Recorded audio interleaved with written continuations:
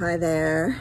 So I occasionally have people that start to book a session with me and then change their minds and get a little scared or start thinking of something else that is getting in the way for them, and then all of a sudden they come back again and decide to book, as there's fear of missing out if they don't book, that old FOMO. And it's fascinating because to me, I have so much compassion for that. I was that person who kept believing there was a right and a wrong decision for everything. And if I did one thing, I would regret it. And if I did another thing, I would fear the thing that I had let go and missed out on. And no matter what, there was always this sense that I had sort of missed the mark, and my focus would go to beating myself up and experiencing loss for the very thing I didn't do, and just sure that that would have been the better choice. So I would get myself into this absolute no-win place.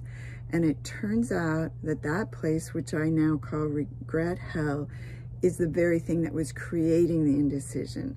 It never was, I realized, about a right or a wrong outcome in terms of whether the thing I did would go better or worse.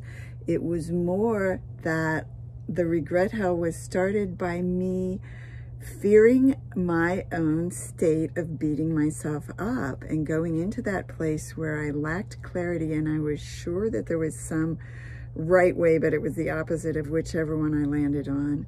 So I talk about this sometimes, and when it comes to regret hell and going into self-forgiveness and self-compassion and how to do that.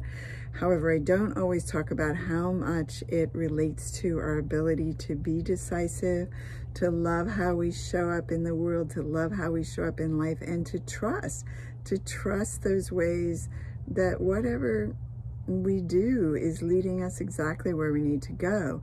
So I wanted to briefly tell you these three things, these three simple steps that I landed on that changed my life after over 55 years of going into that whole regret hell thing and regretting my decisions, beating myself up.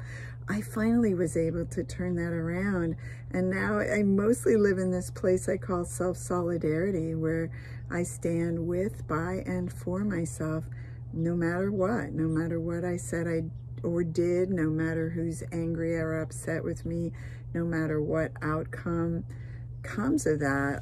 I've learned to trust that I can't know that any of that would necessarily be a bad thing, and I can't run my life through other people's reactions. It's so devastating to turn on these littlest parts of ourselves, and they're actually the ones that are waiting for us to be there for them and support them no matter what. And that really is the spiritual journey. That is at the crux of all of it, which also brings us more compassion for other people as well. So I just wanted to go over just the briefest version of the three simple steps of this self-solidarity system, this wheel of self-love that I often call it. And that is, the first one is, what was I thinking? There's three questions basically. In fact, before I used to call it the what wheel, because each of the three questions starts with a what. So what was I thinking? You go take yourself back to the moment that you are now regretting, or even that fear of the future. You would see yourself regretting a decision in the future, and it hasn't even happened yet maybe, but there you are in hell believing you did the wrong thing, or here you are trying to make that decision and believing there's a right or a wrong outcome. So you take yourself to that moment, and if you've already made the decision and now you're regretting it, let's stay with that. We'll go back to that moment, and you be with the person that you were in that moment, and you stand with, by, and for yourself, and really see, oh my goodness, what was it like for me? Who was I in that moment? What was I dealing with? What was I scared of? And ask yourself, what was I thinking? What were the beliefs and the old programming, the fearful projections that were driving the bus when I made that decision? And see that as I've recently explained in another short video, that you didn't create that thinking. It just showed up.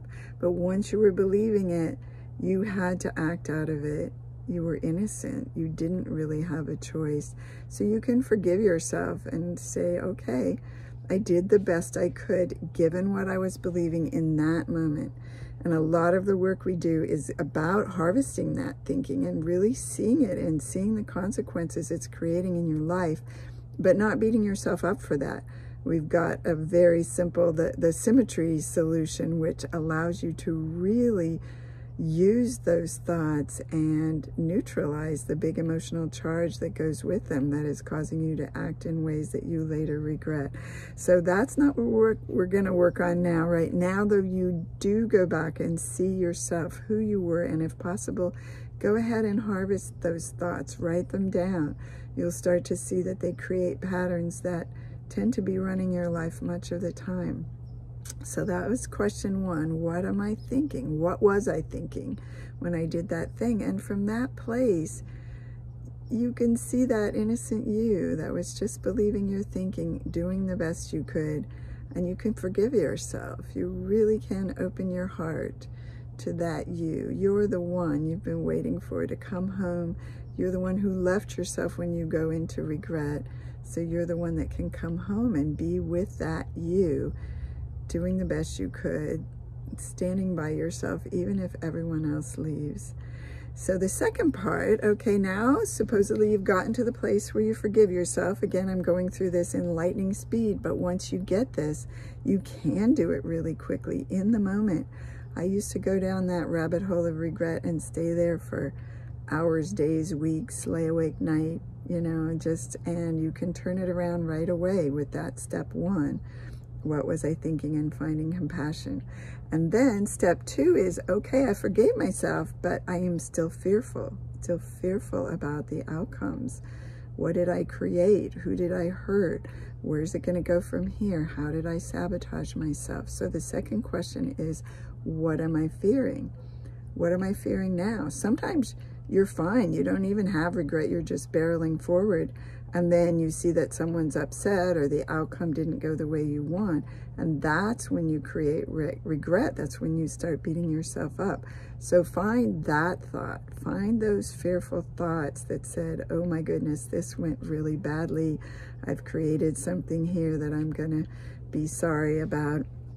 And just really look at that and say, okay, can you absolutely know it's true that this worst case scenario is going to happen, or that that anyone is mad, or that things are going to go the way you fear?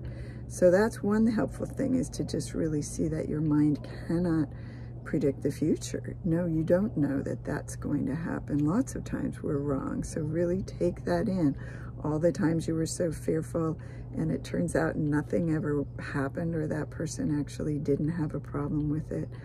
However, we don't end there. I always try to go to a worst case scenario, because your monkey mind is programmed. It's got a negative bias for survival, and it will scare you with stories about, oh yeah, but what if this does happen? You're just deluding yourself to say that it might not. So we're gonna go all the way. Oh, the sun is setting. I'm getting very little light on my face, but I wanted to be out here at our wonderful retreat spot on the Chesapeake Bay in Maryland near Washington, D.C. Let's see if I can get some better light. Hey, we're gonna get the sunset, even if the light isn't on me, standing on the porch of our little cottage. So anyway, the second part then is to just say, worst case scenario, can I absolutely know that that's a bad thing? Even if this thing does happen, think of all the times something went badly and it turned out to be the best thing that could happen. So you start to find that, no, you know, the people that work with me know there is no such